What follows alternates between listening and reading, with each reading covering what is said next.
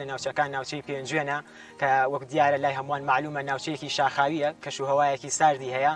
پێنجوێن هەمیشە پێشەنگ بووە لە تۆمارکردنی نزمترین پلەی گەرما یاخۆت بەرزترین پلەی سەرما، بەڵام لەگەڵ ئەمەیە کێشەی نەبوونی سوتەمەنیمان هەبووە یاخود کەمی سوتەمەنی. ئەگەر ساڵانی پێشتریش سوتەمەنیان تەوزیع کردبێ بۆ خەڵکی پێنجوێن بڕی پێویست نەبووە، یاخود ئەتوانم بڵێن بەشی ئەوەی نەکردووە کە خەڵکی پێنجوێن ئەو سوتەمەنیە سەر بکەن و بەشی سەرمای زستانی پێنجوێنیان بکات. لە هەبوونی ئەم کێشانەدا ئێمە تەنها ژینگەکەمان باجی ئەم کێشانە دەدات، ئەویش بەهۆی بڕینی درەختەکان یاخود لە ناوبردننی دارستانەکان کە بەڕاستی ئەمە کێشەیەکی هەرە گەوری مەترسیدارە بۆ سەر ژینگەی قەزاکەمان. ئێستا ئەگەر ئێمە هەر چەند مەترێک لەم لای خۆمانەوە بە مشار خەریکی بڕینەوەی دارستانەکانن و ئەگەر لە مەسافەی چەند کیلومترێکە حسابی بکەین بە ژمارە دەیان مشاربڕ خەریکی بڕینەوەی درەختەکانن. لەو مەودایی کە ئێستا ئێمە خۆمان وجودمان هەیەگوێمان لە سەوتی